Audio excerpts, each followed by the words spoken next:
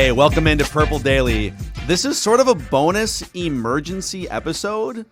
Not because there's breaking news, gentlemen, which would be amazing too if the Vikings traded for Orlando Brown Jr., which they still could.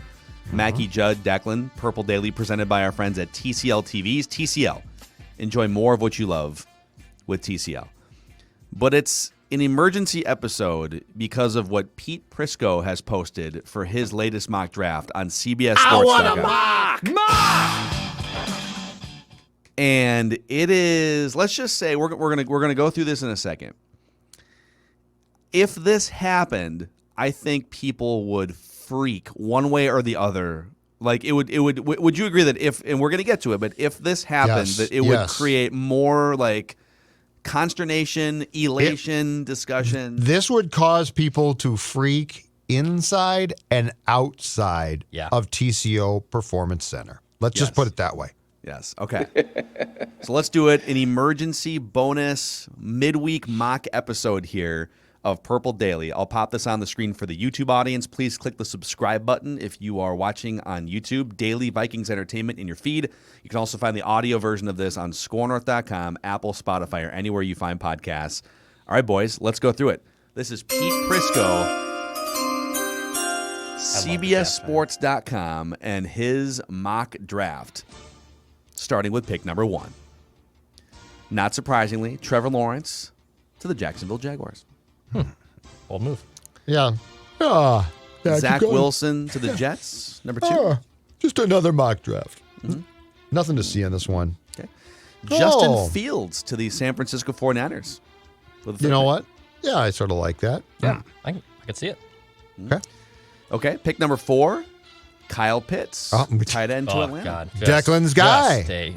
Declan's guy. He's not going Pitts. number 1 overall, to be honest. I'm surprised a little bit. I kind of love this because, a lot of people think, you got to find Matt Ryan's replacement. But if 3 quarterbacks come off the board and you're like, I don't know, we could just Matt Ryan's still pretty good. We could just add a big play 6'6" beast at tight end and have him join Calvin Ridley and Julio Jones, as Pete Prisco says. All right, pick number 5, Penei Sewell.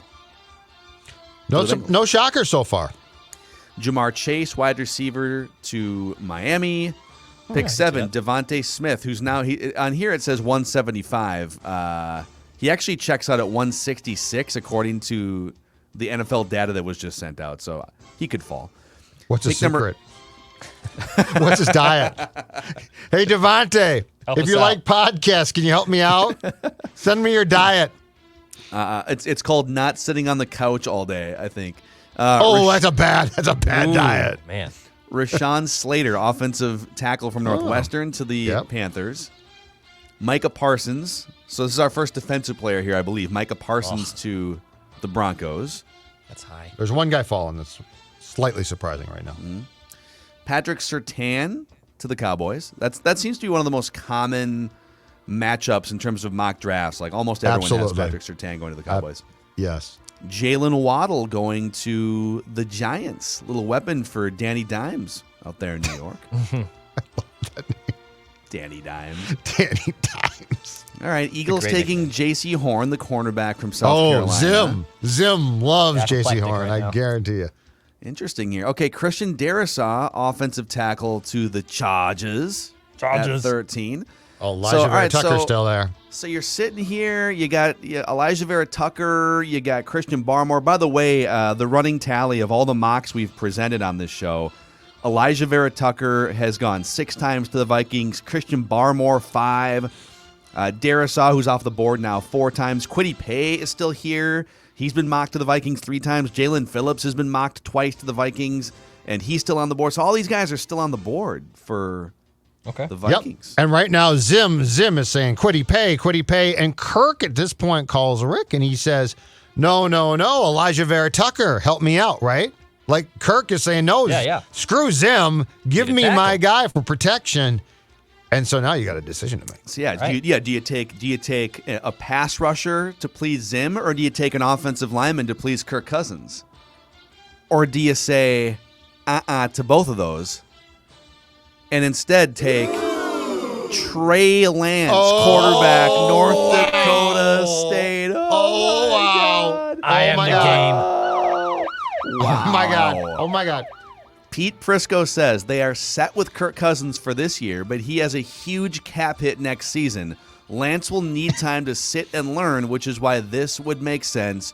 Could also go tackle here, he says. He just throws it in. I like how he's like, what are they going to go tackle? Could also go tackle here. I just have one of the biggest surprises in the draft with Trey Lance falling to 14, but they also could take a tackle. Yeah, by the way, they could completely implode their entire organizational setup right now and send Kirk Cousins packing. Or they could take a tackle. Could also go kicker here. They could take a tackle. SEC kickers available right here. Could also go kicker. All right, so real quick, let's just buzz through a couple more here. So the Patriots taking Mac Jones at 15. Of course they do. Yep. And then you've got Zaven Collins, linebacker from Tulsa, going to the Cardinals, into Elijah Vera Tucker to the Raiders. Jalen Phillips to the Dolphins, etc. So, okay, how would you guys feel if Trey Lance fell and the Vikings, instead of trading back, instead of trading with the Patriots or with Washington or somebody else, they just say, all right, screw it. This ain't going to help us for 2021, and we aren't even guaranteed to be around in 2022. Yep. But it's the right thing for the future of the franchise to get a mobile, young, high-upside quarterback. How would you feel? And he's fallen to 14 at that point in time. So you're like, oh my God, he's falling. You got teams calling you. If the Pete Prisco mock draft is correct, my first feeling would be mad respect for the Vikings to have taken a guy. Because, Phil, you're exactly right. I mean, Zim would be no doubt apoplectic, right? Like, you got to take defense. You get me help, give me help, give me help. And Rick's like, calm down. Trey Lance has fallen to 14. We're taking him. I think I would respect it because at 14, I mean, the potential value there, right? And he can sit, which is great. He can sit.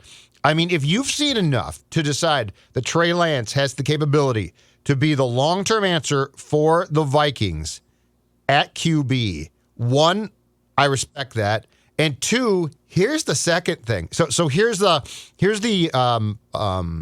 potential equation here that could be at work if this were to take place. And I know that the odds are very low, okay? But think of it this way. Would that not be the ultimate move from Rick severing himself from Zim potentially? Because what Rick would tell the Wilfs is, you can't fire me. I took our quarterback of the future.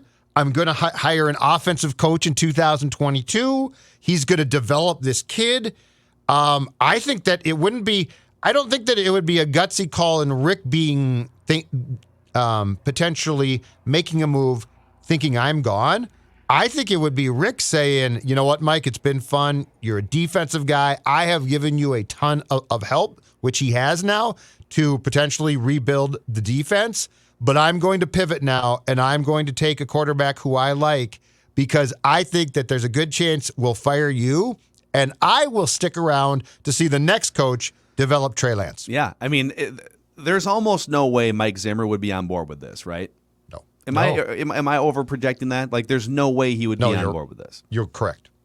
And then he would say, listen, all right, if we're doing this, then no matter what happens this year, you can't fire me. Like, obviously he can't demand anything. Like, they can do whatever they want, but like, wouldn't that be his?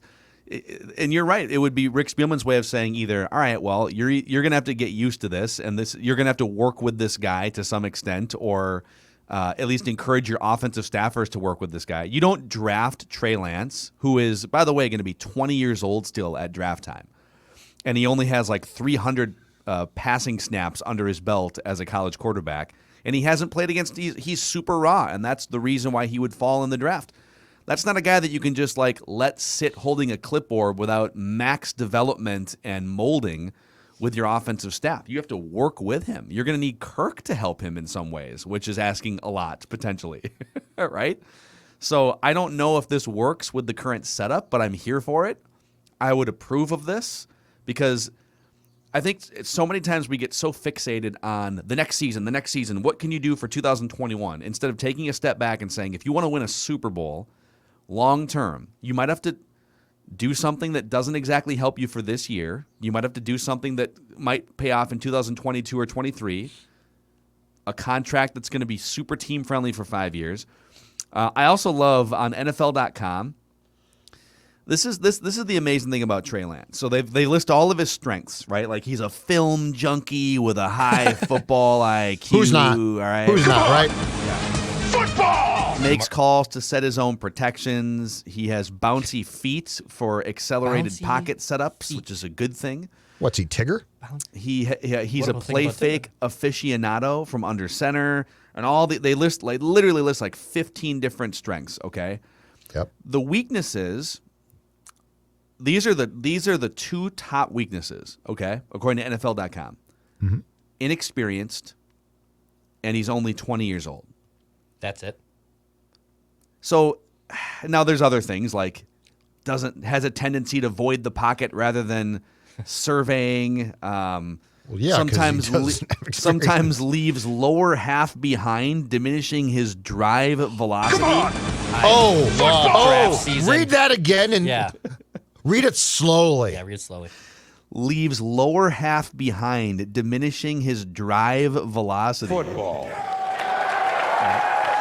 But basically you're saying here that the two biggest weaknesses are things that might not even be weaknesses. Like, you'd like a guy with more experience. Obviously, it would help you, more of a data set would help you make a more confident decision. But in the 318 pass attempts he has thrown so far in college football, 0 interceptions. And I get that it's inferior competition. You're playing at NDSU. You're not playing at Ohio State or something. Right. So I don't know. It wouldn't be a deal breaker for me that he's inexperienced because we're not asking him to start week 1 in 2021. In fact, you're not even asking him to step on a field in 2021. You're looking for him to develop if you can develop him. Odds, boys, that if he somehow dropped to 14, that the Vikings take him. 15%. So if he's there at 14, what is the odds he Yeah, goes? like if Prisco's right and he just falls and teams are like, he's good, but we don't know enough. Mm-hmm. And they're picking at 14 and can pass on Trey Lance, can trade the pick to go backwards and then take a defensive player or make the pick. The odds that they make the pick. Phil said 15%. 40% they make the pick. Whoa! 40. Oh my God. You absolutely. It's a possible generational quarterback and a guy you won't have to be throwing in there. Yeah, I agree with you. I think it's 40%. If he's there, like, because he's a consensus top 5 pick on most big boards, a top 10 pick, I should say, on most big boards. I don't want to say a top 5. I don't see any situation where you can just like completely ignore it. I think it's about 40%. I say 10%. I say 10%. But I like how you think, Dex. I think they're much more likely to leverage that situation to trade back and get a second-round pick. Yep. But of course, that's been the problem with this franchise forever, which is they're so fixated on how to get from like 8-8 to 10-6 this year that they don't often do the things that they need to do at the quarterback position for long-term 10 to 15-year success, right? Yes. And you're going to whiff. You're going to whiff on Ponder once in a while.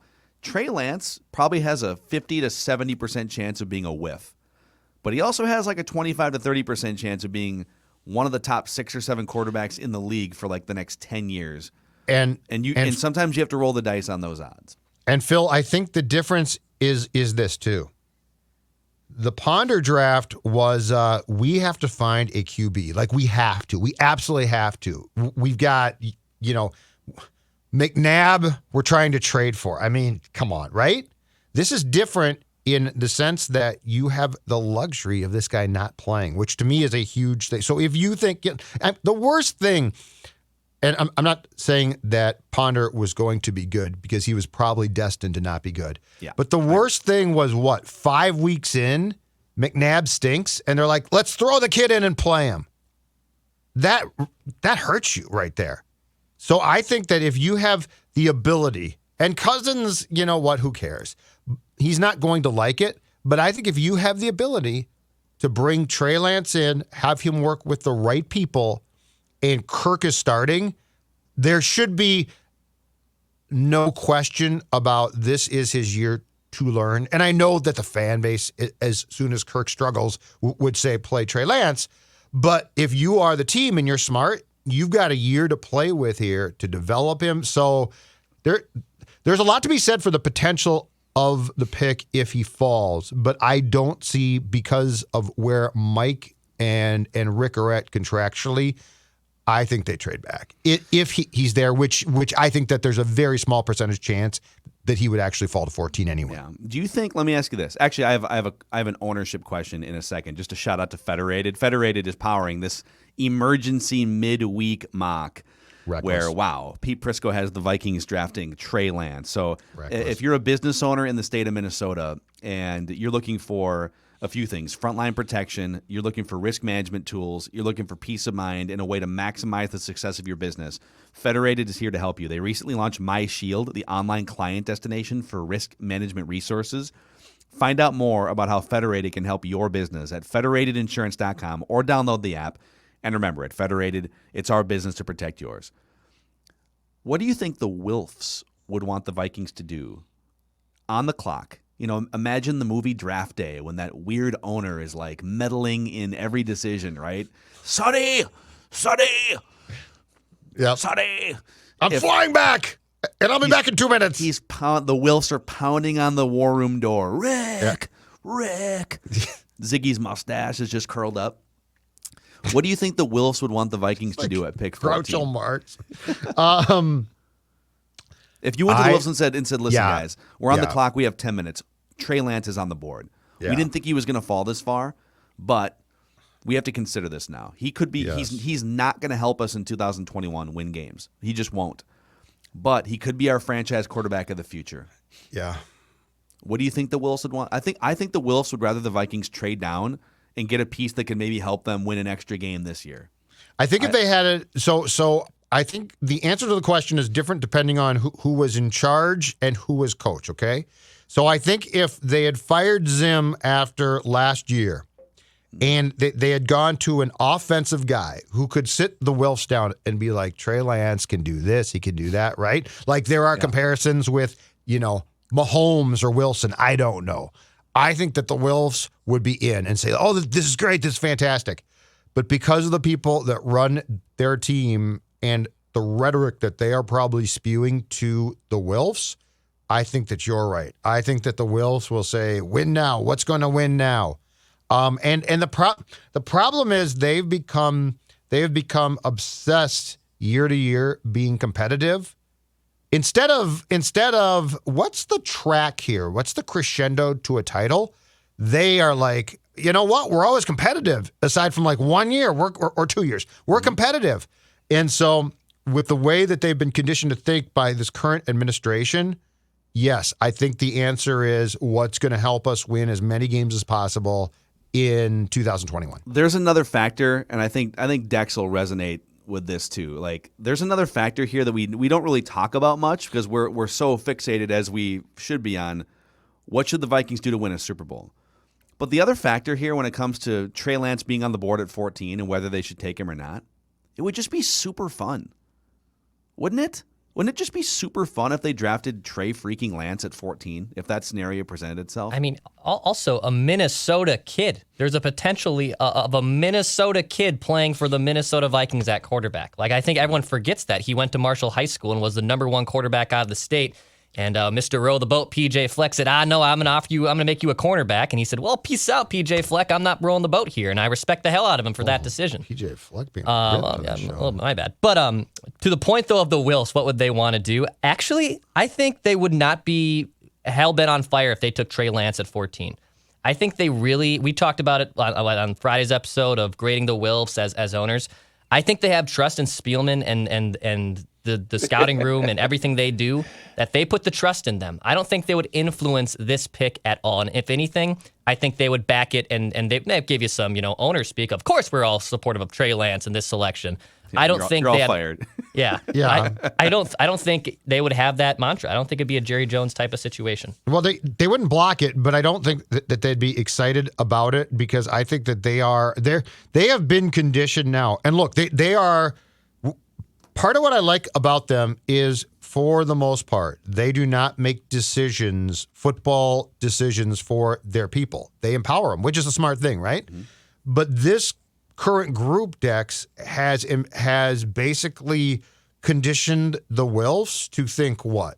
defense, condition them to think, be competitive.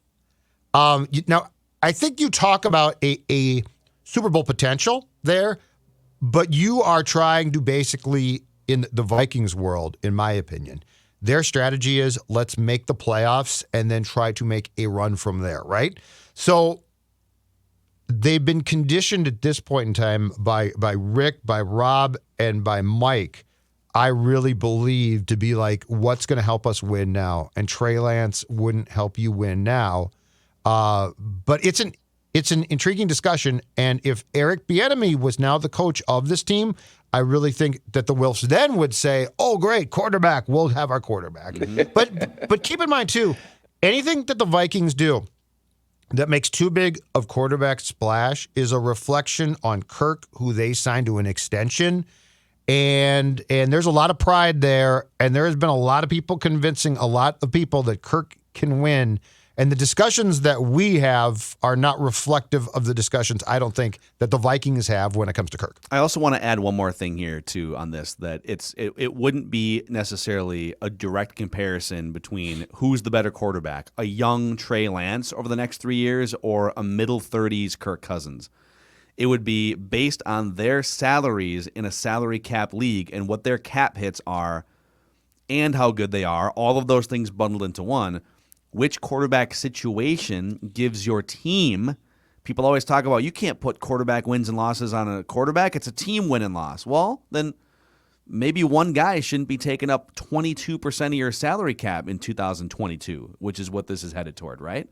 Mm-hmm. I think a young, high upside mobile quarterback who might not be as good as a polished Kirk Cousins, he gives you a better chance because of the $30 million you free up to build a roster that can be a monster over the course of that contract. Before we wrap here, do you guys want – I just pulled up another NFL.com scouting profile here from Kwity Paye, edge rusher from Michigan. You guys want some more football scouting terms here? The juicy stuff. All right. So according to NFL.com, so Kwity Paye's strengths. Burst. Explosive, twitched-up ball of power. Oh! Football! Oh, yeah. That's me after 4 seltzers on a Friday night. Twitched up ball of power. He had leverage and leg drive to work across the block post-contact. Football. Lateral shuffle down the line is as quick as you'll find. Football. Lateral shuffle. That's, you know what? That's very important. Try the quick jam. The quick jam. Bam. Just get on. Get on as quick as you can. Boom. Then get off them. And then get ready to dance. Shuffle, slide. Shuffle, slide. Football! Football, yeah! Football! You know what we should do? Compile an episode worth of the best scouting reports that have stuff like this.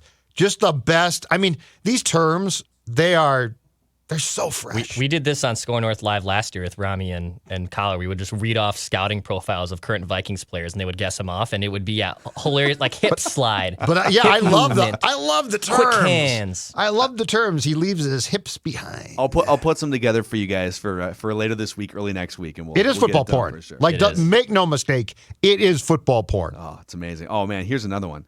Has potential for quicker stack and shed with more work. What does that mean? Wait, Football. Did you say quicker stack and shed? Stack and shed. Stack and shed. That sounds like what you. This sounds like what you do on a Saturday afternoon in the backyard. I was gonna say you watch the quick KPP right here and watch his. Go ahead.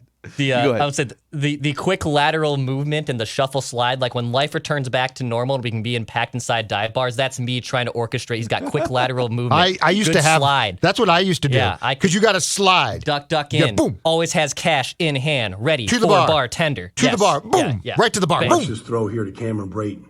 Little quick jab. Little bam. Little punch. Knock him off bounds. You got to change it up. You get the predator off bounds, and then you dance. Football, yeah! You know what? Declan just gave the perfect parallel because you're right. In day-to-day life, Operating in a packed bar to get a drink is basically what Baldy is talking about, right? It is. Because the predator, and the predator, you got to get the predator off balance. The guy at the bar, you got to get him off balance. Boom, boom. Excuse me, boom. Excuse me, boom. Quick jam. And so he's like, oh, and then you move him just a little bit, not too much. He doesn't even know. He doesn't even know. But you know what? That provides you an opening to the bartender. And you get and like Dex said, you get your cash in hand, cash high too, cash high, boom, cash high. Never in your wallet, never in your pocket. But you got to get the predator because the predator. There's nothing worse than dude bro at the bar hitting on a girl, and you just want to get a drink. Paying with the card. One drink with the card, so a $6 fee. He's got to sign the. This is so right. And you know what? Post pandemic, no one's going to pay cash except for me. Okay. It's a wrap on Purple Daily today, and your bar and dating advice. Get the predator. See you guys tomorrow.